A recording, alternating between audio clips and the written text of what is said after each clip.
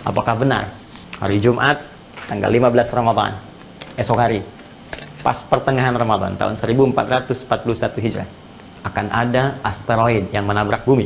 Semakin banyaklah umat Islam yang subscribe media-media Islam daripada kita subscribe media-media maksiat. Paling tidak orang-orang yang menonton acara-acara agama hatinya berubah jadi lembut, mendapat hidayah dan semua pahalanya untuk orang-orang yang menyebarkan dakwah itu. Ya, satu. Nah, kita ingin terapkan ini. Ya. Persoalan pertama terkait dengan benturan asteroid. Apakah benar hari Jumat tanggal 15 Ramadan, esok hari, pas pertengahan Ramadan tahun 1441 Hijrah, akan ada asteroid yang menabrak bumi sehingga menghasilkan satu benturan yang dahsyat, yang dari situ persoalan kedua muncul, menyebabkan duhan, ya, yang menghadirkan rentetan peristiwa-peristiwa dan nestapa-nestapa yang mendalam. Dari dua unsur ini kita akan cek terkait dengan apakah benar informasi asteroid akan datang dan menabrak bumi esok hari. Maka untuk mengecek ini, kita kembalikan kepada kaidah Al-Quran, tanyakan kepada pakar di bidangnya, ilmu yang terkait dengan asteroid, ilmu yang terkait dengan benda-benda langit. Maka ini, mohon maaf sekali lagi, bukan objek kajian dari para ustadz, yang apalagi spesifik membahasannya hukum-hukum turunan fikih ibadah saja, atau fikih muamalah saja, tapi kita mesti cross check ini informasinya dengan menurunkan pada golongan orang-orang yang memang spesifik mempelajari bidang astronomi. Baik, kita harus lihat di bidang kajian nanti astronomi, cabangnya nanti ada planetologi atau ilmu yang terkait dengan planet atau ilmu keplanetan.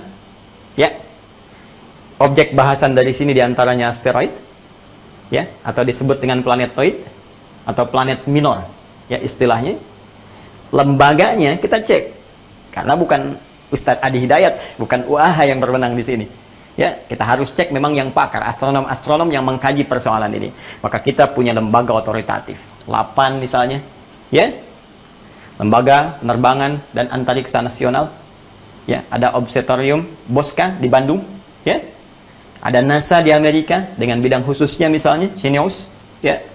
Nah, ini kita coba gali karena saya bukan bidangnya di sini dan ini lembaga otoritatifnya. Sekarang coba kita biasakan buka informasi yang disampaikan oleh LAPAN seperti apa. Demikian Bosca, demikian juga dengan NASA dengan bidang spesifiknya yang membahas tentang persoalan-persoalan antariksa, khususnya benda-benda langit yang terkait erat dengan pendekatannya ke bumi. Yuk, pelan-pelan kita simak informasi dari lembaga-lembaga ini, karena saya khawatir begini, jangan-jangan mereka aja tenang-tenang saja gitu. Mereka yang tahu tentang, mohon maaf, tentang planet-planet, tentang antariksa, mereka santai-santai aja. Jadi sebagai bahan pengetahuan diinfokan, kok kita yang kurang pengetahuan di bidang, yang bukan pakar jadi heboh gitu. Ya. Mari kita lihat dulu ya, bismillah, pelan-pelan. Ya, mohon izin supaya kita belajar bersama. Ini saya telah turunkan keterangannya berdasarkan sumber baik dari LAPAN ataupun juga dari NASA. Saya telah turunkan ini data-datanya dan nanti kita coba turunkan bersama, ya. Asteroid yang diduga besok itu akan mengarah mendekat ke bumi. Ya, ini bahasa yang mungkin paling enak untuk bisa didengar, mengarah mendekat ke bumi, ya. Jadi bukan konteksnya membentur gitu ya, membentur apalagi menabrak, ya. Nah, ini disebutkan oleh para ahli di LAPAN, Bosca, juga NASA. Ini asteroid 2016 HP6, ya. Ya, 2016 HP6, HP6. Ini namanya. Jadi nanti ada banyak asteroid yang diidentifikasi, yang bahkan dari sejarah ke belakang pernah juga diurutkan dan untuk memudahkan diberi nama, ya. Misal nanti di tanggal 9 September, 14 September tahun lalu, ya, ada juga kan yang mendekat ke arah bumi. Kemudian nanti di bulan Mei yang 2018, ingat saya juga ada juga. Ini jenisnya sama, yang 2018 dengan ini. Nah, ini yang hari Jumat ya teman-teman, esok hari yang diidentifikasi mendekat ke bumi. Nah, ini jenisnya. Lalu bagaimana datanya? Ya, pertama kecepatannya itu 5,72 km per detik per second. Ya, per second. Jadi 5,72 km per second. Ya. Baik, pelan-pelan. Yang kedua, waktu yang mendekati bumi, waktu universalnya, ya, universal time-nya, UT, itu ada pada hari Kamis, hari ini, pukul 21.48, tapi universal time, ya. Karena sifatnya universal time, maka kemudian ini kalau kita arahkan ke waktu Indonesia bagian barat, maka setidaknya jamnya akan serupa dengan jam 4.48 pada hari Jumat. Nah, Jumat subuh. Ya, tanggal berapa? 8 Mei 2020. Bertepatan dengan 15 Ramadan. Nah, baik. Jadi kalau kita katakan ada asteroid, diidentifikasi asteroid 2016 HP6, dan kemudian punya kecepatan 5,72 km per second, ya, dia mendekati bumi pada hari Kamis pukul 21.48 universal time, waktu universal, atau hari Jumat, ya, subuh jam 4.48 waktu Indonesia bagian barat, bersamaan dengan 15 Ramadan. Wah, ini bagaimana nih? Nabrak nggak kira-kira? Ya. Nah, belum selesai informasinya. Kita turunkan dulu informasi dimaksud supaya lebih bisa sempurna dan kita bisa pahami dengan jelas. Bismillahirrahmanirrahim. Yuk kita lihat. Nah, ini baru 2.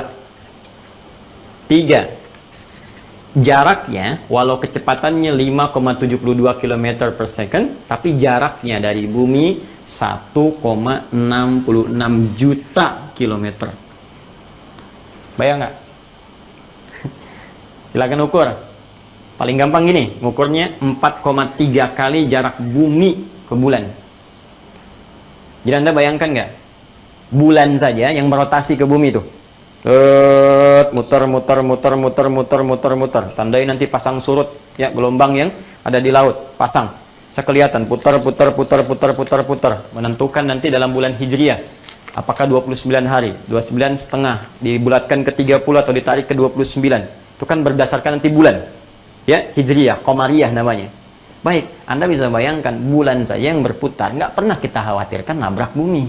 Ini ada benda jaraknya 4,3 kali bulan ke bumi, 4 kali lebih dari bulan, ya. Detilnya 1,66 juta kilometer, dan Anda jadi heboh gitu. Ya, saya ambil tadi, mohon maaf, di logika sederhana saja. Bulan, ya, setiap hari malam, alhamdulillah kita bisa amati dalam waktu-waktu yang terang, khususnya punya jarak dengan kita. Dia berotasi ke bumi, ya.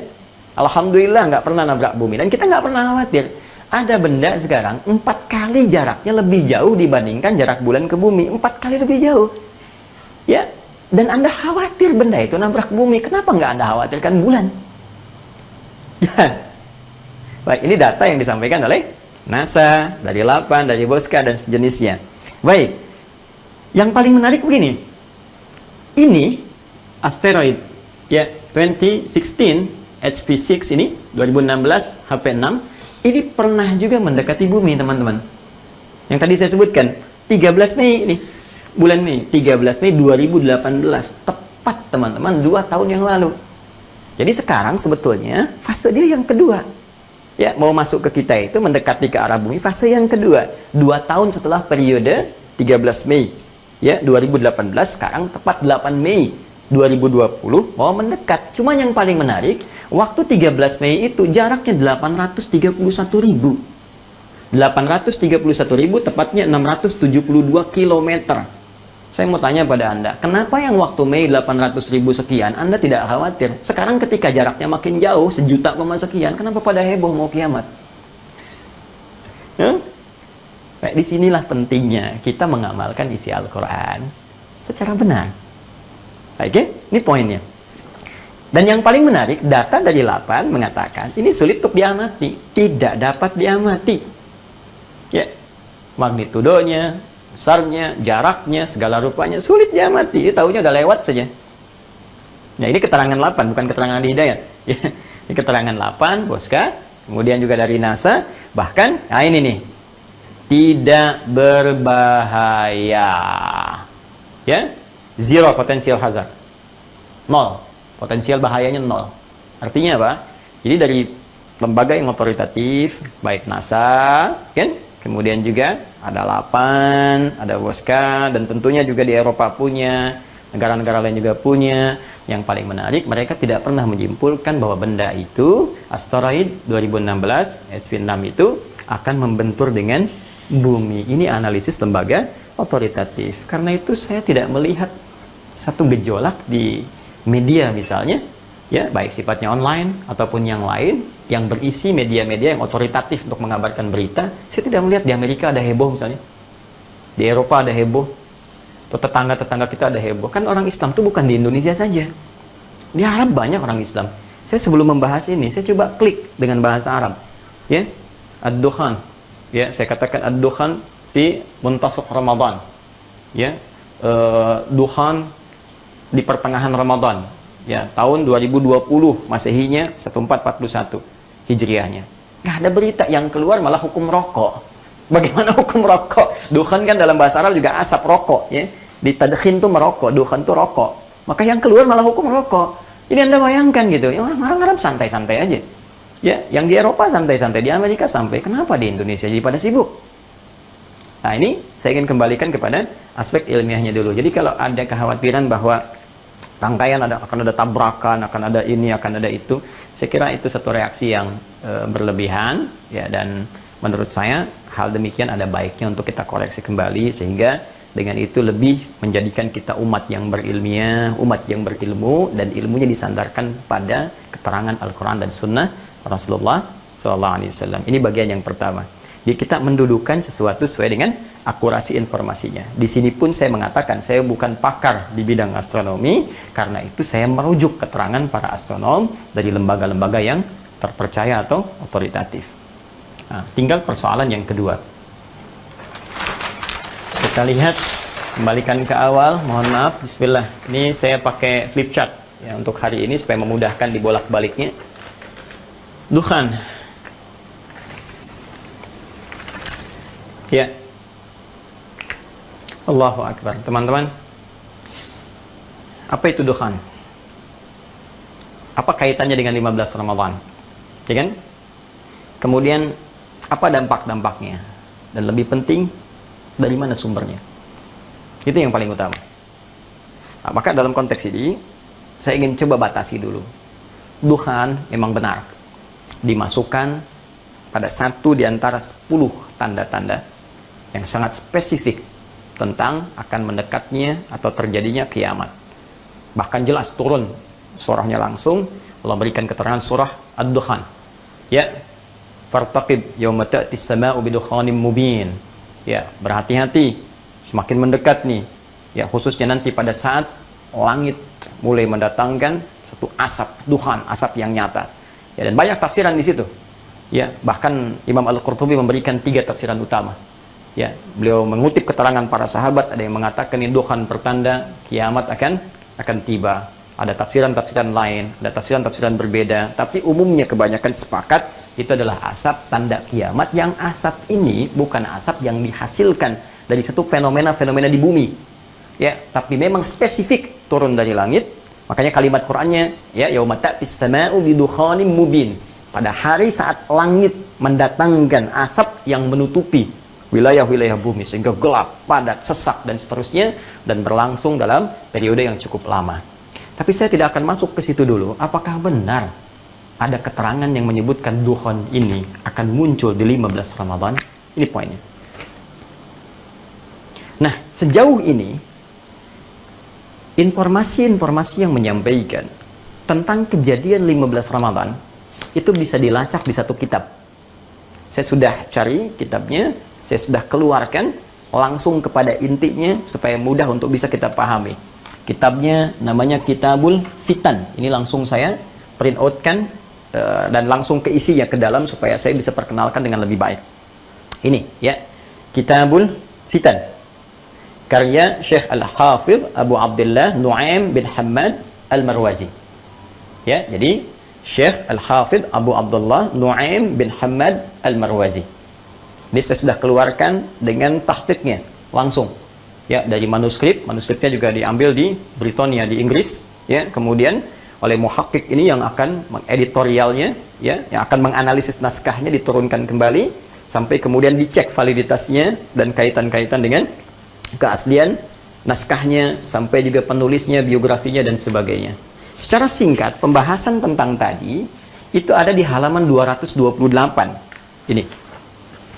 Di nomor pembahasan 638 halaman 228. Ya.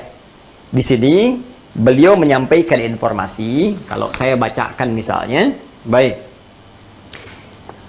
Haddatsana Abu Umar an Abi Lahiyah qala haddatsani Abdul Wahhab ibn Husain an Muhammad bin Thabit al-Bunani an abihi an al-Harith al-Hamdani an Ibnu Mas'ud radhiyallahu ta'ala anhu an an-nabi sallallahu alaihi wasallam qala idza kanat sayhatun fi Ramadan fa innahu yakunu ma'na fi Syawal, ya. Kemudian wa tamayyazal qada'il fi dzil qa'dah wa tusfiku ad-dima' fi dzil hijjah wal muharram yaquluha thalathan hayhata hayhata yuqtalu an-nasu fiha harjan qala qulna wa ma sayhatu ya Rasulullah. Baik, secara singkat Nabi mengatakan jika nanti terjadi pekik suara yang kencang, ya, di bulan Ramadan yang menyebabkan banyak turunan-turunan peristiwa, ya, akan terjadi kerusuhan, akan terjadi banyak perpecahan, ya, di suku-suku, akan terjadi pembunuhan, akan terjadi macam-macam, kan?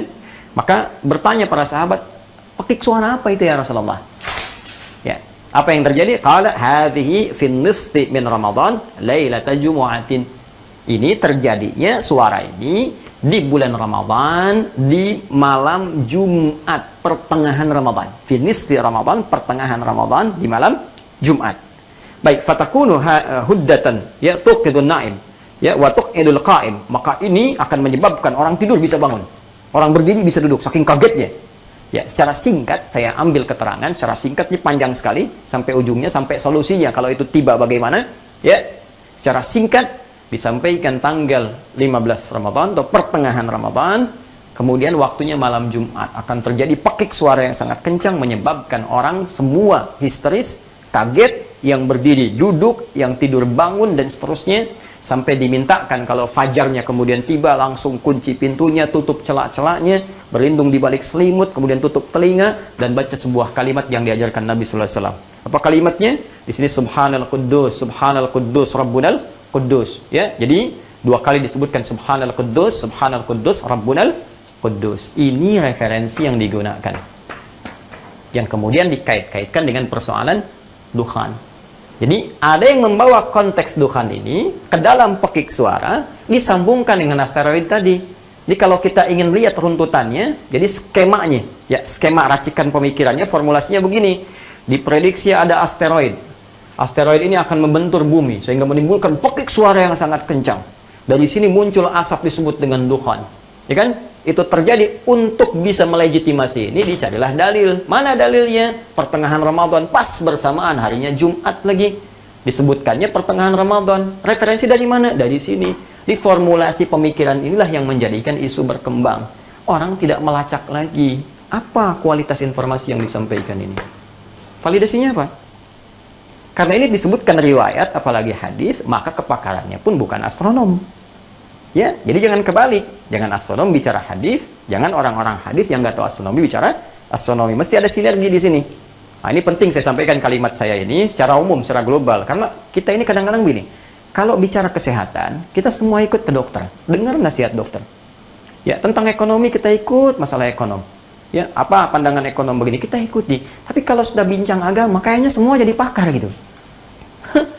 Ini ngasih fatwa. Ini yang paling bahaya.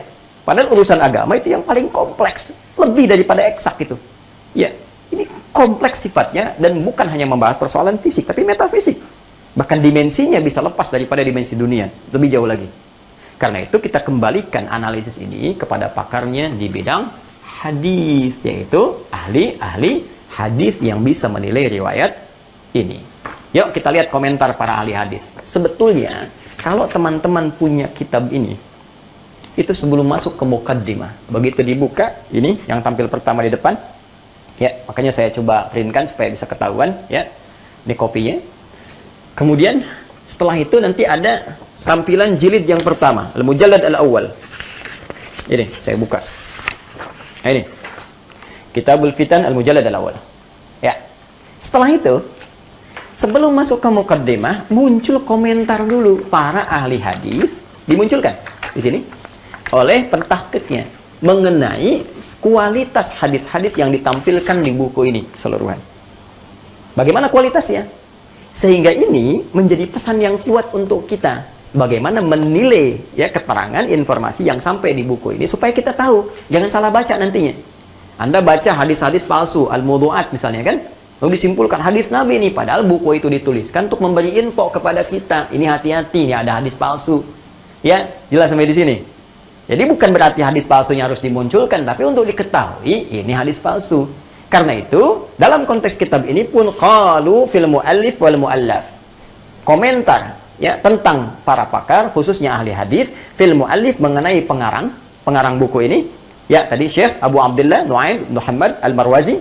Kemudian wal muallaf dan kitab ininya, apa komentar mereka? Saya bacakan. 1. Al-Imam An-Nasa'i. Jelas beliau ahli hadis. Apa komentar beliau? Ya, beliau penulis Sunan An-Nasa'i, ya. Qad kathura tafarruduhu 'anil a'immah al-ma'rufin bi ahaditsa katsiratin fasara fi haddi man la yuhtajju bihi.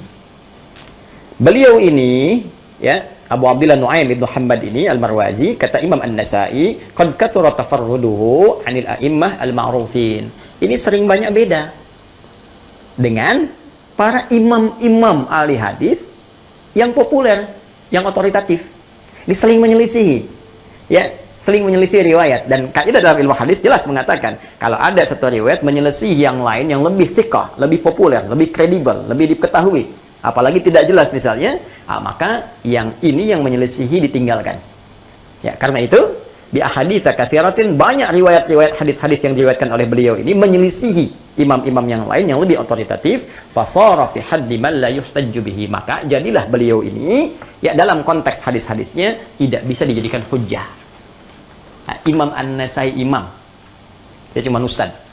Wah, Ustad ada hidayat, ini imam. Jelas, ya. Ikut ustad, ikut imam, ikut imam. Ya jelas saya pun ikut ini, apalagi Anda yang bukan ustad, imam juga bukan, gitu ya. Baik, kata beliau, hadis-hadis yang masuk di sini itu tidak bisa dijadikan dalil. Secara gampangnya ditolak. Secara gampangnya abaikan aja. Ya, secara singkatnya nggak usah panik, tinggalin aja. Ya, baik. Lanjut. Imam Maslamah Ibnu Qasim, ya, masya Allah beliau juga pakar di bidang hadis.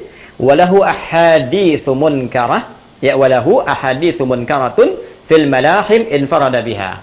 Disampaikan lagi, ini menguatkan pendapat Al-Imam An-Nasa'i. Ya, kata beliau siapa? Abu Nu'aim ini, ya, Abu Nu'aim ini, ya, Allah yahfadhallah yarhamhu, ya, memiliki banyak hadis-hadis munkarah yang ditolak. Fil malahim, dalam bab malahim, ya, wa tafarrada biha, dan cuman beliau yang nulis sendiri, yang lain enggak. Ini menarik ya. Jadi kadang-kadang sering nulis-nulis riwayat-riwayat yang lain tuh nggak dapetnya hadisnya dari mana gitu. Cuma ini yang menyendiri. Oke, teruskan lagi. Imam Az-Zahabi, ya, ini sangat lebih otoritatif lagi ya dalam konteks jarah wa ta'dil, dalam menilai apakah orang ini termasuk orang-orang otoritatif, kredibel atau bukan. Baik. Bagaimana keterangan beliau? Yuk kita lihat. Nu'aim, Allahu Akbar, min kibari awiyatil ilmi. Min kibari awiyatil ilmi. Nu'aim ini bin Hamad Al-Marwazi ini, ya hafizahullah, beliau ini termasuk orang yang ahli ilmu. Objektif penilaiannya. Lakinnahu, tapi la tarkanun nafsu ila riwayatihi. Kemudian yang paling menarik, wala yajuzu li ahadin an yuhtajja bihi. Ya. Allahu Akbar. Wala yajuzu li ahadin an yuhtajja bihi. Cuman sayang, saya nih nggak bisa condong untuk ngambil riwayatnya. Bahasanya halus ya. Jadi nggak langsung mencela, nggak, oh ini bid'ah nih, ini pelaku gini. Tuh, coba lihat adabnya para imam. Ya, adabnya imam. Bid'ah nih, ini wah ini ahli ngarang-ngarang. Tidak. Lembut kalimatnya. Beliau itu ahli ilmu, banyak ilmunya. Cuman hati ini kayaknya nggak condong riwayatnya. Dan bagi teman-teman yang akan mengambil hadisnya, ya, saya nggak merekomendasikan, kata beliau. Tuh bahasanya. Ya, oke. Waqad sannafa kitab al-fitan. Setelah itu beliau mengatakan beliau telah menulis kitab al-fitan. Fa'atta fihi bi'ajaiba wa manakira. Maka fa'atta fihi, maka beliau menghadirkan dalam kitab ini yang saya maksudkan tadi, ya bi'ajaiba wa manakira, dengan berita-berita heboh dan hadis-hadis yang diingkari atau informasi-informasi yang disandarkan pada Nabi tapi tidak diakui oleh para ulama. Jadi beliau, walaupun penulis kitab ini Abu Abdullah Nu'aim bin Muhammad Al-Marwazi mengatakan ini hadis dari Nabi SAW, tapi para ahli hadis menolaknya, menggolongkan ke dalam hal-hal yang harus diingkari, menyebutnya dengan sesuatu yang tidak digunakan sebagai hujjah, nggak bisa dipakai sebagai dalil, bahkan ada yang lebih kencang mengatakan hadisnya palsu, dan seterusnya. Dan saran para ulama hadis bahkan sudah jangan terlalu serius. Kata para ulama hadis jangan terlalu serius. Tapi mohon maaf, kita pun mesti adil.